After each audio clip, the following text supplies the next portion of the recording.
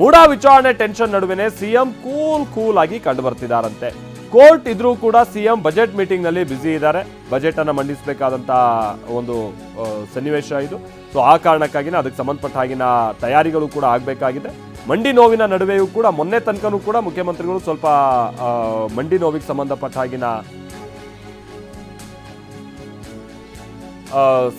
ಹಾಗಿನ ಅವರು ತಯಾರಿಯಲ್ಲಿ ತೊಡಗಿಸ್ಕೊಂಡಿದ್ರು. ಅದರ ನಡುವೆನೇ ಇದೀಗ ಅವರು ಮೊನ್ನೆ ತನಕ ಸ್ವಲ್ಪ ರೆಸ್ಟ್ ಅಲ್ಲಿದ್ರು. ಈಗ ಬುಧವಾರದ ನಂತರದಲ್ಲಿ ಅವರು ಇದಕ್ಕೆ ಸಂಬಂಧಪಟ್ಟಾಗಿನ ತಯಾರಿಯಲ್ಲಿದ್ದಾರೆ. ಅದು ಯಥಾ ಪ್ರಕಾರವಾಗಿ ಮುಂದುವರೆದಿದೆ. ಈ ಪ್ರಕರಣ ಏನೇ ಆದರೂ ಕೂಡ ಬಜೆಟ್ ಮಂಡಿಸಲೇಬೇಕು, ಅದಕ್ಕೆ ಮಾಡಬೇಕಾದ ತಯಾರಿ ಮಾಡಲೇಬೇಕು. ಆ ಕೆಲಸದಲ್ಲಿ ಮುಖ್ಯಮಂತ್ರಿಗಳಿದ್ದಾರೆ. ಸೊ ನಮ್ಮ ಜೊತೆಗೆ ನಮ್ಮ ಹಿರಿಯ ವರದಿಗಾರರಾಗಿರುವಂತಹ ರಮೇಶ್ ಅವರು ಇದ್ದಾರೆ. ಜೊತೆಗೆ ಪ್ರಸನ್ನ ಗಾಂವ್ಕರ್ ಕೂಡ ಜಾಯಿನ್ ಆಗ್ತಾ ಇದ್ದಾರೆ. ಮೊದಲಿಗೆ ಪ್ರಸನ್ನ ಗಾಂವ್ಕರ್, ಇವತ್ತಿನ ಈ ಕೋರ್ಟ್ನ ತೀರ್ಪೇನಿದೆ, ಇದು ಸಿದ್ದರಾಮಯ್ಯನವರ ಪರವಾಗಿ ಯಾವ ರೀತಿಯಾಗಿ ಇಂಪ್ಯಾಕ್ಟ್ ಆಗಬಹುದು ಅನ್ನುವಂಥದ್ದು, ವಿರೋಧ ಪಕ್ಷದವರು ಮಾಡ್ತಾ ಇದ್ದಂತಹ ಆರೋಪಗಳಿಗೆ ಒಂದು ಉತ್ತರ ಕೊಡುವಂತ ನಿಟ್ಟಿನಲ್ಲಿ ಇವತ್ತಿನ ತೀರ್ಪು, ಈ ಒಂದು ಬಿಗ್ ರಿಲೀಫ್ ಸಿಕ್ಕಿದೆಯಲ್ಲ, ಇದನ್ನ ಹೇಗೆ ಒಂದು ಅವಕಾಶದ ರೂಪದಲ್ಲಿ ಬಳಸ್ಕೊಳ್ಬಹುದು ಅಂತ. ಆಮೇಲೆ ಈ ಕುರ್ಚಿ ಕದನ ಇದಕ್ಕೆಲ್ಲ ಸಂಬಂಧಪಟ್ಟ ಹಾಗೇನೂ ಕೂಡ ಏನಾದರೂ ಇದು ಇಂಪ್ಯಾಕ್ಟ್ ಆಗುತ್ತಾ ರಾಜಕೀಯವಾಗಿ ನಾವು ನೋಡೋದಾದ್ರೆ ಪ್ರಸನ್ನ?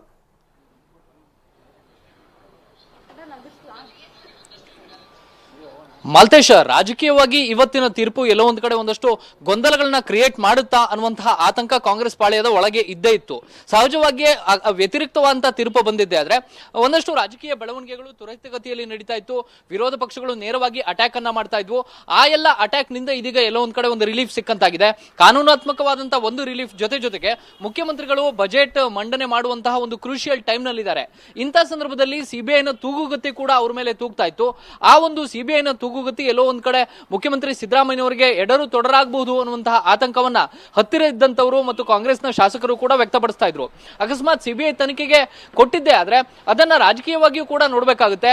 ಸಹಜವಾಗಿ ಕಾಂಗ್ರೆಸ್ ಪಕ್ಷದ ಒಳಗೆ ಒಂದಷ್ಟು ಆಂತರಿಕವಾದಂತಹ ಕಿತ್ತಾಟಗಳು ಜೋರಾಗಿ ನಡೀತಾ ಇರುವಂತಹ ಈ ಸಂದರ್ಭದಲ್ಲಿ ಸಿಬಿಐಗೆ ಏನಾದ್ರು ಪ್ರಕರಣ ಹಸ್ತಾಂತರ ಆಗಿದ್ದೇ ಆಗಿದ್ರೆ ಎಲ್ಲೋ ಒಂದ್ ಕಡೆ ಮುಖ್ಯಮಂತ್ರಿಗಳಿಗೂ ಕೂಡ ಅದು ರಾಜಕೀಯವಾಗಿ ಹಿನ್ನಡೆ ಆಗ್ತಾ ಇತ್ತು. ಕೇವಲ ರಾಜ್ಯ ರಾಜಕಾರಣದ ವಿಚಾರ ಮಾತ್ರವಲ್ಲ, ರಾಷ್ಟ್ರೀಯ ಮಟ್ಟದಲ್ಲೂ ಕೂಡ ಇದು ಬಹುದೊಡ್ಡ ಗೊಂದಲಗಳನ್ನು ಸೃಷ್ಟಿ ಮಾಡುವಂತಹ ಆತಂಕ ಕೂಡ ಎದುರಾಗಿತ್ತು. ಆದ್ರೆ ಇದೀಗ ಸದ್ಯಕ್ಕೆ ಆ ಎಲ್ಲ ಗೊಂದಲಗಳಿಂದಲೂ ಕೂಡ ರಿಲೀಫ್ ಸಿಕ್ಕಂತೆ ಕಂಡು ಬರ್ತಾ ಇದೆ. ಮುಖ್ಯಮಂತ್ರಿ ಸಿದ್ದರಾಮಯ್ಯವರಿಗೆ ಇದು ಕ್ಲೀನ್ ಚಿಟ್ ಅಲ್ಲದೆ ಹೋದ್ರೂ ಕೂಡ ರಾಜಕೀಯವಾದಂತಹ ಹೊಸ ಗೊಂದಲಗಳು ಕ್ರಿಯೇಟ್ ಆಗದೇ ಇರುವಂತಹ ಒಂದು ರೀತಿಯಲ್ಲಿ ಇವತ್ತಿನ ತೀರ್ಪು ಬಂದಿದೆ. ಮುಖ್ಯಮಂತ್ರಿಗಳು ಇದೇ ಕಾರಣಕ್ಕೋಸ್ಕರ ಅನಾರೋಗ್ಯದ ಮಧ್ಯೆಯೂ ಕೂಡ ಬಜೆಟ್ನ ಸಿದ್ಧತೆಯಲ್ಲಿ ತೊಡಗಿಸಿಕೊಂಡಿದ್ದಾರೆ. ಇವತ್ತು ಒಂದೇ ದಿನ ಸುಮಾರು 10ಕ್ಕೂ ಹೆಚ್ಚು ಇಲಾಖೆಯ ಆಯವ್ಯಯ ಸಭೆಯನ್ನ ಮುಖ್ಯಮಂತ್ರಿಗಳು ನಡೆಸ್ತಾ ಇದ್ದಾರೆ. ಇದರ ಮಧ್ಯೆ ಸಿಬಿಐ ಈ ಒಂದು ರಿಲೀಫ್ ಅನ್ನ ಕೊಟ್ಟಿರುವಂತ ಕಾರಣಕ್ಕೋಸ್ಕರ, ಕೋರ್ಟ್ ಸಿಬಿಐನಿಂದ ಯಾವುದೇ ರೀತಿಯ ಸಮಸ್ಯೆ ಎದುರಾಗದೇ ಇರೋ ರೀತಿಯಲ್ಲಿ ನೋಡಿಕೊಂಡಿರುವಂತಹ ಕಾರಣಕ್ಕೋಸ್ಕರ ಅದು ಸ್ವಲ್ಪ ಮಟ್ಟಿಗೆ ಮುಖ್ಯಮಂತ್ರಿಗಳು ಮತ್ತು ಅವರ ಜೊತೆಗೆ ಇರುವಂತಹ ಶಾಸಕರ ಆತ್ಮವಿಶ್ವಾಸವನ್ನ ಹೆಚ್ಚಿಸಿದಂತೆ ಕಂಡು ಬರ್ತಾ ಇದೆ. ಮತ್ತು ಮುಖ್ಯಮಂತ್ರಿಗಳ ವಿರುದ್ಧ ನಾಯಕತ್ವ ಬದಲಾವಣೆಯನ್ನ ಕೂಗನ್ನ ಕಾಂಗ್ರೆಸ್ ಪಕ್ಷದ ಆಂತರಿಕ ವಲಯದಲ್ಲಿ ಎತ್ತುತ್ತಾ ಇರುವಂತಹ ಈ ಸಂದರ್ಭದಲ್ಲಿ ಸಿಬಿಐಗೆ ಹೋಗದೇ ಇರುವಂತಹ ಈ ಒಂದು ಪ್ರಕರಣ ಏನಿದೆ ಅದು ಮುಂದಿನ ದಿನಗಳಲ್ಲಿ ಮತ್ತಷ್ಟು ಕಾದು ನೋಡುವಂತಹ ತಂತ್ರಕ್ಕೆ ಎಲ್ಲಾ ಶಾಸಕರು ಕೂಡ ಮೊರೆ ಹೋಗೋ ರೀತಿಯಲ್ಲಿ ಮಾಡಿದೆ. ಯಾರು ಪವರ್ ಶೇರಿಂಗ್ ನ ಚರ್ಚೆಯನ್ನು ಹುಟ್ಟು ಹಾಕಿದ್ದಾರೆ ಅಂತವರಿಗೂ ಕೂಡ ಒಂದು ರೀತಿಯಲ್ಲಿ ಇದು ಬ್ರೇಕ್ ಹಾಕಿದಂತೆ ಕಂಡು ಬರ್ತಾ ಇದೆ. ಮಾಲ್ತೇಶ್, ಕರೆಕ್ಟ್ ಪ್ರಸನ್ನ, ಇನ್ನೊಂದು ಸಂಗತಿ ಅಂತ ಅಂದ್ರೆ ಈ ಬಹಳಷ್ಟು ಮಂದಿ ಶಾಸಕರುಗಳು ಅಥವಾ ಪ್ರಮುಖ ನಾಯಕರುಗಳು ಈ ಸಿದ್ದರಾಮಯ್ಯನವರ ವಿರುದ್ಧವಾಗಿ ಧ್ವನಿ ಎತ್ತದೇ ಇರುವಂಥದ್ದು ಅದೇನೇ ನಾವು ನೋಡ್ತಾ ಇದ್ರು ಕೂಡ ಸಹಜವಾಗಿ ಎಲ್ಲರಲ್ಲೂ ಒಂದು ಗೊಂದಲ ಇರುತ್ತೆ. ಈ ಕುರ್ಚಿ ಬದಲಾವಣೆ ಅನ್ನುವಂಥದ್ದು ವಿಚಾರ ಬಂದಂತಹ ಸಂದರ್ಭದಲ್ಲಿ ಯಾರು ಕಡೆ ನಿಲ್ಬೇಕು ಮತ್ತೊಂದು ಅಥವಾ ರಿಯಾಕ್ಟ್ ಮಾಡುವಂತ ರೀತಿಯಾಗಿನೂ ಕೂಡ ಗೊಂದಲಗಳು ಇದ್ದೇ ಇರುತ್ತೆ. ನಿಮಗೆ ಗೊತ್ತಿರೋ ಹಾಗೆ ಒಂದು ಸಿಬಿಐ ಸಂಬಂಧಪಟ್ಟಾಗಿನ ತನಿಖೆಗೆ ಕೋರ್ಟ್ ನಕಾರ ವ್ಯಕ್ತಪಡಿಸಿರುವಂಥದ್ದು. ಎರಡನೇದಾಗಿ ಇಲ್ಲಿ ತನಕ ಸಿಗ್ತಾ ಇರುವಂತಹ ಮಾಹಿತಿ ಪ್ರಕಾರವಾಗಿ ದೂರುದಾರ ಕೂಡ ಅದನ್ನೇ ಹೇಳ್ತಾ ಇರುವಂಥದ್ದು, ಬಹುತೇಕ ಕ್ಲೀನ್ ಚಿಟ್ ಸಿಕ್ಕಿದೆ ಲೋಕಾಯುಕ್ತ ತನಿಖೆಯಲ್ಲಿ ಅನ್ನುವಂಥದ್ದು. ಮೂರನೇದಾಗಿ ಇವತ್ತು ತೀರ್ಪು ಕೊಡುವಂತಹ ಸಂದರ್ಭದಲ್ಲಿ ಪ್ರಸನ್ನ, ಲೋಕಾಯುಕ್ತ ವರದಿ ಏನ್ ಸಲ್ಲಿಕೆ ಆಗಿದೆ ಇಲ್ಲಿ ತನಕದ ತನಿಖಾ ವರದಿ, ಅದನ್ನ ಆಧಾರದಲ್ಲಿ ಇಟ್ಕೊಂಡು ಕೂಡ ಈ ತೀರ್ಪನ್ನ ಕೊಟ್ಟಿರುವಂಥದ್ದು. ಹಾಗಾಗಿ ಬಹುಶಃ ಅಲ್ಲೂ ಕೂಡ ಸಿದ್ದರಾಮಯ್ಯನವರಿಗೆ ಪೂರಕವಾಗಿರುವಂತಹ ವರದಿನೇ ಬಂದಿರಬಹುದು ಅಂತ ಕಾಣಿಸುತ್ತೆ ಓವರ್ ಆಲ್ ಆ ರಿಪೋರ್ಟ್ ನಲ್ಲಿ. ಇದು ಹೇಗೊಂದು ಬಲ ತುಂಬಬಹುದು ಮುಂದಿನ ದಿನಗಳಲ್ಲಿ ಸಿದ್ದರಾಮಯ್ಯನವರಿಗೆ ಅಂತ ನಾವು ಗಮನಿಸೋದಾದ್ರೆ ಪ್ರಸನ್ನ? ಮಾಲ್ತೇಶ್, ಸಿದ್ದರಾಮಯ್ಯನವರು ಈ ಇಡೀ ಪ್ರಕರಣ ಶುರುವಾದ ದಿನದಿಂದಲೂ ಕೂಡ ತಾನು ತಪ್ಪು ಮಾಡಿಲ್ಲ ಅನ್ನುವಂಥದ್ದನ್ನ ಪದೇ ಎಲ್ಲೆಲ್ಲಿ ಅವಕಾಶ ಸಿಕ್ಕಿದೆ ಯಾವ್ಯಾವ ವೇದಿಕೆಯಲ್ಲಿ ಅದನ್ನ ಹೇಳಬೇಕು ಅದನ್ನ ಹೇಳ್ತಾನೆ ಬಂದಿದ್ದಾರೆ. ಕಾಂಗ್ರೆಸ್ ಕೂಡ ಸಂಪೂರ್ಣವಾಗಿ ಅವರ ಬೆಂಬಲಕ್ಕೆ ಇದೇ ಅಂಶವನ್ನ ಮುಂದಿಟ್ಕೊಂಡು ನಿಲ್ಲುವಂತಹ ಕೆಲಸವನ್ನ ಮಾಡಿತ್ತು. ಸಚಿವರು ಮಾತನಾಡುವಂತಹ ಸಂದರ್ಭದಲ್ಲೂ ಕೂಡ ಮುಖ್ಯಮಂತ್ರಿಗಳು ತಪ್ಪು ಮಾಡಿಲ್ಲ, ಹೀಗಾಗಿ ನಾವು ಯಾವುದೇ ಪ್ರಕರಣ ಎಲ್ಲಿಗೆ ಹೋದ್ರೂ ಕೂಡ ನಾವು ಹೆದರುವಂತಹ ಪ್ರಶ್ನೆ ಇಲ್ಲ ಅನ್ನುವಂತಹ ಮಾತನ್ನ ಹೇಳ್ತಾ ಇದ್ರು. ಈಗ ಇರುವಂತಹ ರಾಜಕೀಯ ಸದ್ಯದ ಸನ್ನಿವೇಶದ ಸ್ಥಿತಿಯಲ್ಲೂ ಕೂಡ ಮುಖ್ಯಮಂತ್ರಿ ಸಿದ್ದರಾಮಯ್ಯನವರಿಗೆ ಅದು ಒಂದು ರೀತಿಯಲ್ಲಿ ಬಲ ತುಂಬುವಂಥದ್ದು ನಿಶ್ಚಿತವಾಗಿದೆ. ಲೋಕಾಯುಕ್ತದ ತೀರ್ಪು ಅಕಸ್ಮಾತ್ ಅವರಿಗೆ ಪೂರಕವಾಗಿ ಬಂದಿದ್ದೆ ಆದ್ರೆ ಮತ್ತೊಂದು ಶಕ್ತಿ ಅದು ಮೇಲ್ ಹೋಗುತ್ತೆ ಅಂತಲೇ ಹೇಳ್ಬೋದು. ಸಿದ್ದರಾಮಯ್ಯನವರಿಗೆ ಅವರ ಇಡೀ ರಾಜಕೀಯದ ಜೀವನವನ್ನ ನಾವು ಅವಲೋಕಿಸಿಕೊಂಡು ಬಂದ್ರೆ ಇಷ್ಟು ವರ್ಷಗಳ ಕಾಲ ಯಾವುದೇ ರೀತಿಯ ಆರೋಪಗಳು ಕೇಳಿ ಬಂದಿರಲಿಲ್ಲ. ಆದ್ರೆ ಈಗ ಕೇಳಿ ಬಂದಿರುವಂತಹ ಮೂಡ ಪ್ರಕರಣ ಏನಿದೆ, ಇದು ಎಲ್ಲೋ ಒಂದ್ ಕಡೆ ಸಿದ್ದರಾಮಯ್ಯನವರು ಸ್ವಲ್ಪ ಮಟ್ಟಿಗೆ ಅವರ ಸ್ಪೀಡ್ ಅನ್ನ ಕಡಿಮೆ ಮಾಡ್ತು ಅನ್ನುವಂತಹ ರೀತಿಯ ವಿಶ್ಲೇಷಣೆಗಳು ನಡೀತಾ ಹೋದು. ಆದ್ರೆ ಎಲ್ಲಿಯೂ ಕೂಡ ಸಿದ್ದರಾಮಯ್ಯ ಅವರ ಜೊತೆಗೆ ಇದ್ದಂತಹ ಶಾಸಕರು ಅವರ ಕೈ ಬಿಡುವಂತ ಕೆಲಸವನ್ನ ಮಾಡಲಿಲ್ಲ. ಅಕಸ್ಮಾತ್ ಮುಂದೆ ಸಿಬಿಐ ಕೊಟ್ಟಿದ್ದೇ ಆದ್ರೆ ಆ ಒಂದು ಗೊಂದಲಗಳು ಕ್ರಿಯೇಟ್ ಆಗುವಂತಹ ಸಾಧ್ಯತೆಯನ್ನ ತಳ್ಳಿ ಹಾಕೋ ಹಾಗಿಲ್ಲ. ಆದ್ರೆ ಈಗ ಸಿಬಿಐಗೆ ಅದನ್ನ ಕೊಡೋದಕ್ಕೂ ಕೂಡ ಹೈಕೋರ್ಟ್ ನಕಾರವನ್ನು ವ್ಯಕ್ತಪಡಿಸಿದೆ. ಜೊತೆಗೆ ಲೋಕಾಯುಕ್ತದ ಏನಾದ್ರು ಅಕಸ್ಮಾತ್ ಕ್ಲೀನ್ ಚೀಟ್ ಕೊಟ್ಟಿದ್ದೆ ಆದ್ರೆ ಸಿದ್ದರಾಮಯ್ಯನವರಿಗೆ ಅದು ಫಲ ತುಂಬಿದಂತಾಗುತ್ತೆ. ಅಕಸ್ಮಾತ್ ಕೇವಲ ಅಧಿಕಾರಿಗಳ ತಪ್ಪಿದೆ ಅನ್ನುವಂತಹ ಮಾತ್ರ ಅಂಶ ಲೋಕಾಯುಕ್ತದಲ್ಲಿ ಪ್ರಸ್ತಾಪ ಆಗಿ ಸಿದ್ದರಾಮಯ್ಯನವರ ಪ್ರಭಾವ ಮೂಡ ಪ್ರಕರಣದಲ್ಲಿ ಎಲ್ಲಿಯೂ ಕೂಡ ಇಲ್ಲ. ಸಿದ್ದರಾಮಯ್ಯನವರ ಪತ್ನಿ ಮತ್ತು ಸಿದ್ದರಾಮಯ್ಯನವರು ಇದರಲ್ಲಿ ಕ್ಲೀನ್ ಆಗಿದ್ದಾರೆ ಅನ್ನುವಂಥದ್ದು ಏನಾದ್ರು ಬಂದಿದೆ ಆದ್ರೆ ಅದು ಸಿದ್ದರಾಮಯ್ಯನವರಿಗೆ ಒಂದು ರೀತಿಯಲ್ಲಿ ಆನೆ ಬಲ ಬಂದಂತಾಗುತ್ತೆ. ಸದ್ಯ ನಿಜ ನೀವು ಹೇಳಿದಾಗೆ ಶಾಸಕರು ಒಂದು ರೀತಿಯ ಗೊಂದಲದಲ್ಲಿದ್ದಾರೆ. ಕಾಂಗ್ರೆಸ್ನ ಒಳಪಾಳಯದಲ್ಲಿ ಪವರ್ ಶೇರಿಂಗ್ ವಿಚಾರ ಬಂದಿದೆ, ಕೆಪಿಸಿ ಅಧ್ಯಕ್ಷರ ಬದಲಾವಣೆಯ ವಿಚಾರ ಇದೆ, ಸಚಿವ ಸಂಪುಟ ಪುನರ್ರಚನೆಯ ವಿಚಾರ ಇದೆ.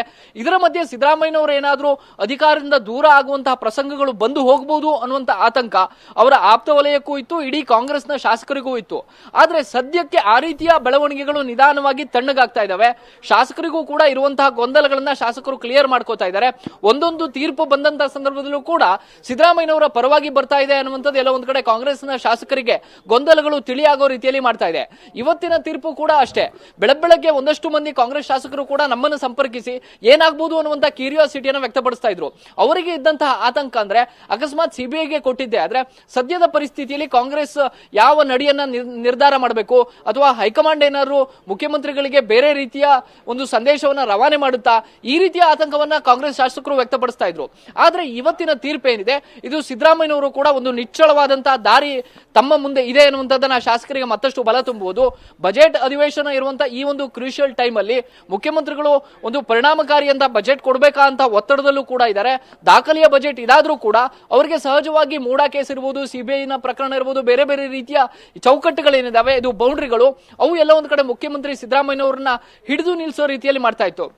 ಆದ್ರೆ ಈಗ ಸಿಕ್ಕಿರುವಂತಹ ರಿಲೀಫ್ ಏನಿದೆ, ಇದು ಮುಖ್ಯಮಂತ್ರಿಗಳು ಆಡಳಿತಾತ್ಮಕವಾಗಿ ಸಂಪೂರ್ಣವಾಗಿ ಗಮನವನ್ನ ಕೇಂದ್ರೀಕರಿಸೋದಕ್ಕೆ ಒಂದು ಅವಕಾಶವನ್ನ ಮಾಡಿಕೊಟ್ಟಿದೆ.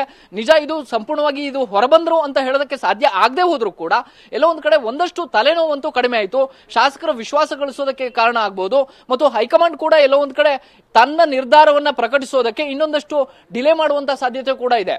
ತಕ್ಷಣಕ್ಕೆ ಎಲ್ಲೋ ಒಂದ್ ಕಡೆ ಪವರ್ ಶೇರಿಂಗ್ ನ ವಿಚಾರ ಮತ್ತೆ ಮುನ್ನೆಲೆಗೆ ಬಂದ್ರೆ ಮುಖ್ಯಮಂತ್ರಿ ಸಿದ್ದರಾಮಯ್ಯನವರ ವಿರುದ್ಧ ಸಿಬಿಐಗೆ ಪ್ರಕರಣ ಹೋದಂತಹ ಸಂದರ್ಭದಲ್ಲೂ ಕೂಡ ಹೋಗಿದ್ದಿದ್ದೆ ಆದ್ರೆ ಎಲ್ಲ ಒಂದ್ ಕಡೆ ಹೈಕಮಾಂಡ್ ಕೂಡ ವ್ಯತಿರಿಕ್ತವಾದಂತಹ ಒಂದಷ್ಟು ಡಿಸಿಷನ್ ಮಾಡಬಹುದಾದಂತ ಸಾಧ್ಯತೆ ಇತ್ತು. ಆದ್ರೆ ಈಗ ಎಲ್ಲ ಒಂದ್ ಕಡೆ ಹೈಕಮಾಂಡ್ ಕೂಡ ಸ್ವಲ್ಪ ಯೋಚನೆ ಮಾಡಬೇಕಾಗಬಹುದೇನೋ. ಹೌದು, ಮುಖ್ಯಮಂತ್ರಿಗಳ ಬೆನ್ನಿಗೆ ಇಡೀ ಶಾಸಕ ವರ್ಗ ಇದೆ, ಸಚಿವರ ಬೆಂಬಲ ಇದೆ, ಜೊತೆಗೆ ಈ ಪ್ರಕರಣದಲ್ಲೂ ಕೂಡ ಸಿದ್ದರಾಮಯ್ಯನವರ ಪಾತ್ರ ಇಲ್ಲ ಅನ್ನುವಂಥದ್ದು ಮೇಲ್ನೋಟಕ್ಕೆ ಹಂತ ಹಂತವಾಗಿ ಸಾಬೀತಾಗ್ತಾ ಇದೆ. ಅಕಸ್ಮಾತ್ ಲೋಕಾಯುಕ್ತವೂ ಕೂಡ ಕ್ಲೀನ್ ಚೀಟ್ ಕೊಟ್ಟಿದ್ದೆ ಆದ್ರೆ ಸಿದ್ದರಾಮಯ್ಯನವರಿಗೆ ಇದು ಕೆಳಗಿಂದ ಹಿಡಿದು ದೆಹಲಿಯ ತನಕವೂ ಕೂಡ ಒಂದು ಶಕ್ತಿವರ್ಧನೆಯ ರೀತಿಯಲ್ಲಿ ಕೆಲಸ ಮಾಡಿದಂತೆ ಕಂಡು ಬರ್ತಾ ಇದೆ. ಮಾಲ್ತೇಶ್, ಓಕೆ ಪ್ರಸನ್ನ, ಹಾಗೆ ಮಾತನಾಡ್ತೀನಿ ನಿಮ್ ಜೊತೆಗೆ. ಮತ್ತೊಂದ್ ಕಡೆ ಮೂಡಾ ಪ್ರಕರಣದಲ್ಲಿ ಸಿಎಂ ಸಿದ್ದರಾಮಯ್ಯನವರಿಗೆ ಒಂದು ಬಿಗ್ ರಿಲೀಫ್ ಸಿಕ್ಕಿರುವಂತಹ ಸಂದರ್ಭದಲ್ಲಿ ಉಚ್ಚ ನ್ಯಾಯಾಲಯದ ತೀರ್ಪನ್ನ ನಾನು ಸ್ವಾಗತ ಮಾಡ್ತೀನಿ ಅಂತ ಸಚಿವ ಈಶ್ವರ ಖಂಡ್ರೆ ಅವರು ಹೇಳಿದ್ದಾರೆ. ಅರಣ್ಯ ಸಚಿವ ಈಶ್ವರ ಖಂಡ್ರೆ ಅವರು ಕೆಲವು ವಿಚಾರಗಳನ್ನು ಹೇಳಿದ್ದಾರೆ. ಇಲ್ಲಿ ಏನೇನು ದುರುದ್ದೇಶಪೂರ್ವಕವಾಗಿ ಈ ಪ್ರಕರಣದಲ್ಲಿ ಸಿಕ್ಕಾಕ್ಸೋ ಪ್ರಯತ್ನ ಆಯ್ತು ಅನ್ನೋದಕ್ಕೆ ಸಂಬಂಧಪಟ್ಟ